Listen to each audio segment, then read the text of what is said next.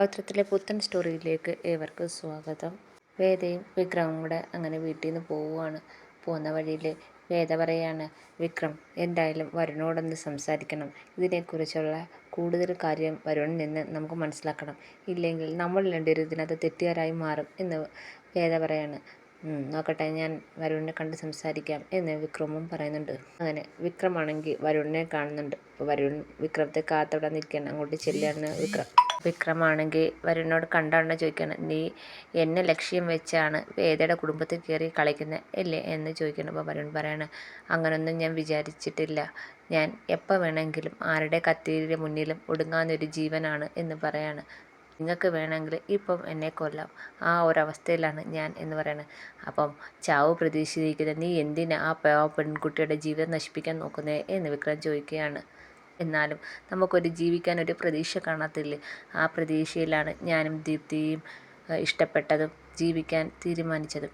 നീ ആ പെൺകുട്ടിയെ ട്രാപ്പിലാക്കുകയല്ലേ എന്ന് വിക്രം ചോദിക്കുകയാണ്. നിന്റെ പക തീർക്കാൻ വേണ്ടി അവളെ കരുവാക്കുകയല്ലേ ചെയ്യുന്നത്? നിന്നെ എനിക്കറിയാവുന്നതല്ലേ എന്ന് വിക്രം ചോദിക്കുമ്പം പറയാണ്, ഒരിക്കലുമില്ല. ഞാൻ എൻ്റെ പഴയ ജീവിതത്തിലേക്ക് ഇനി തിരിഞ്ഞു പോകണമെന്ന് ഒരാഗ്രഹവുമില്ല.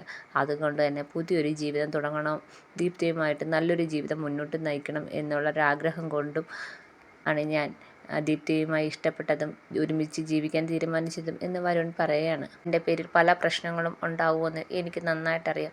എന്നെ ആരും വിശ്വസിക്കത്തില്ലെന്നും എനിക്കറിയാം എന്ന് വരുൺ പറയുകയാണ്. പക്ഷേ ഞാൻ ദീപ്തിയോട് കാണിക്കുന്ന ഒരു അഭിനയമോ അല്ലെങ്കിൽ ദീപ്തിയെ ചതിക്കുഴിയിൽ വീഴ്ത്തണമെന്ന് വിചാരിച്ച് ചെയ്യുന്നതോ ഒന്നുമല്ല. ഞങ്ങൾ രണ്ടുപേരും ഇനി പിരിയാൻ പറ്റാത്തത്ര അടുത്ത് പോയി എന്ന് വരുൺ പറയുകയാണ്. നിനക്കറിയാമല്ലോ, ഈ ദീപ്തിയുടെ വീട്ടിൽ ഈ ബന്ധത്തെ ഒരിക്കലും അനുകൂലിക്കത്തില്ല. കാരണം തന്നെ നിൻ്റെ സ്വഭാവം തന്നെയാണ്. കാരണം അത്ര നല്ല സ്വഭാവമാണല്ലോ നിനക്ക് മുൻപുള്ളത്. ഏതെങ്കിലും അച്ഛനമ്മമാർ നിന്നെപ്പോലൊരു ഒരുത്തൻ്റെ കൂടെ ഒരു പെണ്ണിനെയും കെട്ടിച്ചയക്കത്തില്ല. അത്ര വൃത്തികെട്ട സ്വഭാവമല്ലേ നിനക്ക് എന്ന് വിക്രം ചോദിക്കുകയാണ്. വരുൺ പറയാണ്, അതൊന്നും ഞാൻ നിഷേധിക്കുന്നില്ല. എൻ്റെ പഴയ ഭൂതകാലം വളരെ മോശമാണെന്ന് എനിക്കറിയാം. അതിൽ നിന്നൊക്കെ എനിക്ക് മോചനം നേടാനും പാടാമെന്നറിയാം. എന്നാലും ഇനി എനിക്ക് ദീപ്തിയെ ഉപേക്ഷിക്കാൻ പറ്റത്തില്ല. അപ്പം വരുണാണെങ്കിൽ വിക്രത്തിൻ്റെ മുമ്പിൽ കൈകൂപ്പി പറയാണ്, ഞങ്ങളുടെ ഈ ബന്ധത്തിന് ഒരിക്കലും ഒരു തടസ്സമായി വരാതെ ഇതെങ്ങനെയെങ്കിലും ഒന്ന് ഞങ്ങൾക്ക് നടത്തിത്തരണം എന്നും പറഞ്ഞുകൊണ്ട് വരുണാണെങ്കിൽ വിക്രത്തിൻ്റെ മുന്നിൽ കൈകൂപ്പിയാണ്. വിക്രം ഒന്നും പറയുന്നില്ല. വിക്രം ഇങ്ങനെ വരുണിനെ നോക്കുന്നുണ്ട്. വിക്രം എന്നിട്ടിങ്ങനെ നേരെ നടന്നു പോവാണ്. വരുൺ ഇങ്ങനെ വിക്രം പോകുന്നത് നോക്കി നിൽക്കുകയാണ്. ഈ സമയത്താണെങ്കിൽ മാഷിൻ്റെ വീട്ടിലാണെങ്കിൽ ഇതിനെയാണെങ്കിൽ എല്ലാവരുടെയും മുന്നിൽ അങ്ങ് നല്ല പിള്ള ചേമഞ്ഞ് അഭിനയിച്ച് തീർക്കുവാണ്. അപ്പം മാഷാണെങ്കിൽ അവിടെ വന്ന് ഡൈനിങ് ടേബിളിൻ്റെ മുകളിൽ വന്നിരുന്ന് ആഹാരം കഴിക്കണം. അന്നേരം മാഷിനോടും ഇങ്ങനെ ഓരോ കാര്യങ്ങൾ സംസാരിച്ചുകൊണ്ടിരിക്കുകയാണ്. അടുക്കളയിൽ നന്ദിനിയും പാചകത്തിനൊക്കെ ഉണ്ട്.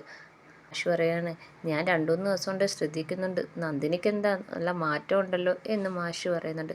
അപ്പം കമലാമ്മയാണെങ്കിൽ അവിടെ പച്ചക്കറി അരിഞ്ഞുകൊണ്ടിരിക്കുകയാണ്. കമലാമ്മ ചിരിക്കുന്നുണ്ട്. എന്താ വെച്ചാൽ എനിക്ക് മാറിക്കൂടെ?